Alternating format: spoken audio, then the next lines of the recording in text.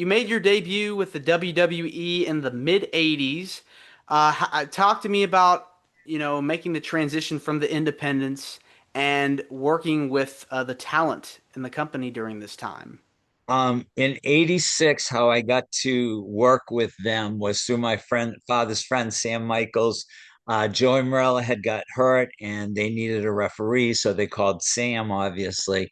Sam called me, and Portland, Maine from Auburn, Maine is probably driving regularly would be 40 minutes. I was already in the car with my gear, before I even got off the phone with Sam, and I was there. But I wasn't ready for it. I really wasn't. I knew it, they knew it, and so I wasn't ready. I just wasn't ready. I was still way too green, but it was cool that I knew a lot of the guys in the locker room.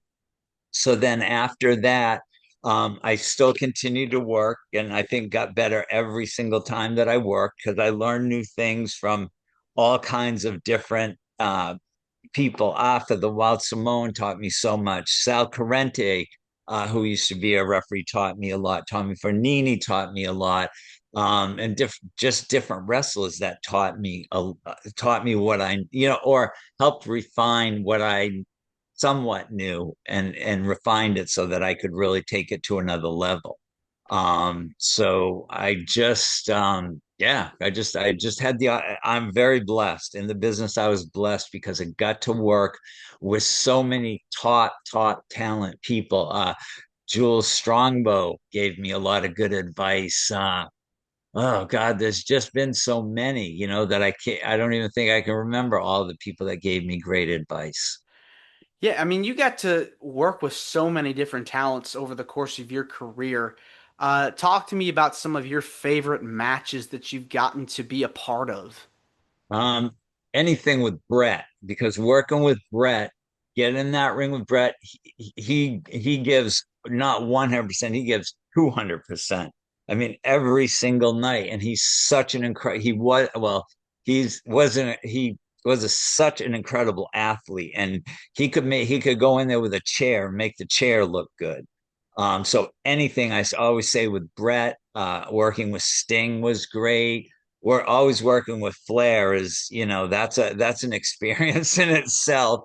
Let me think. Who are some of the other? Kevin Nash, Scott Hall, um, Davey Boy Smith. These people are incredible athletes, and they know what they're doing in there. And just to be a part of that is just sometimes I just go, I have to like shake my head and go, oh, is this really me? Is this really happening? Because you're in there with such incredible. Terry Funk's another one who was, when I did a match with him and Ric Flair, it was incredible. It was just like, wow. Yeah, I mean, definitely when you're in the ring with those guys, it's like it's a night off because you're constantly, you know their styles very well. You know how their work is, and so you're prepared. You know what to Exactly. expect when Yeah. you get to be in the ring with them. Was there like one particular match? Was there one match in particular that you enjoyed being a part of the most?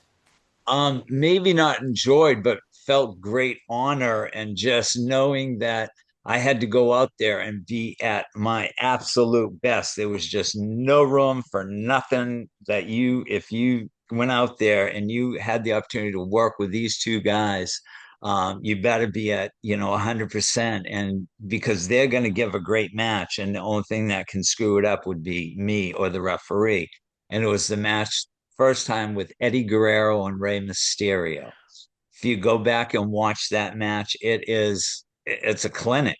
It's a real clinic. And I feel that I contributed a great deal to that.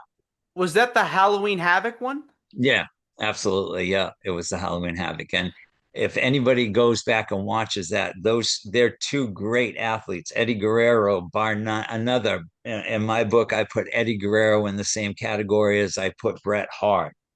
Just he's another guy. He could go out there, could work with a chair, and he make the chair look like the champion.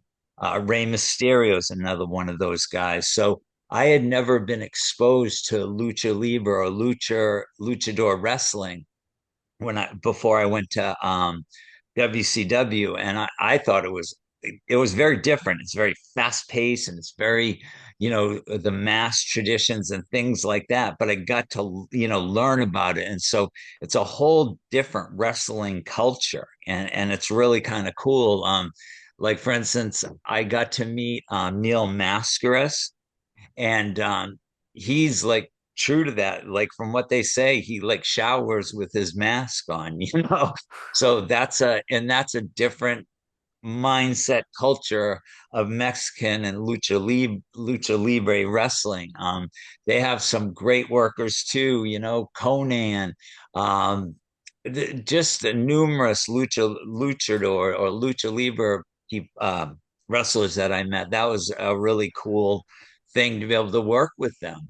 Now, I'm sure prior to working with Eddie and Ray, you had to study tapes of lucha libre or Mexican wrestling. Walk me through kind of what your mindset was to prepare for how to call the action. Well, prior to that, the Mexican talent had been brought into WCW, and I believe that was through Conan. And so I got to work with these guys every single night, because a lot of the stuff that they do is the same. With Eddie was different. He could definitely do that Mexican lucha style, but he was more, I want to say, I don't want to say Americanized, but didn't do as much of that kind of thing.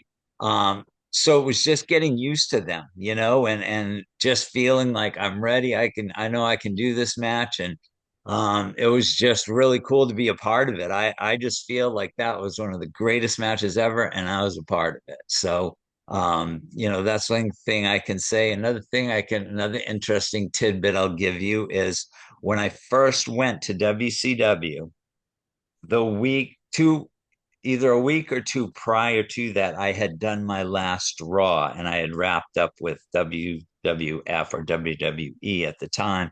And the next week, so they were doing a live show and a tape Hmm. show, whereas Nitro was live every week. So I was on a tape show of Raw from what I had finished up, and then was on Nitro that same night. And the same thing happened to Rick Rude. Rick Hmm. Rude did the last set of tapings that I did, and I was even in those matches with him where he was a manager, and then went to WCW, and he was there too. And we both just kind of looked at each other like, what are you doing here? So that was a kind of a cool thing. Rick Rude and I have one thing in common, that we both were on different shows, different major promotions at the same night. That is So I thought crazy. it is. I thought it was just what a cool thing, to happen, not Yeah. happen to me, but it was a cool thing.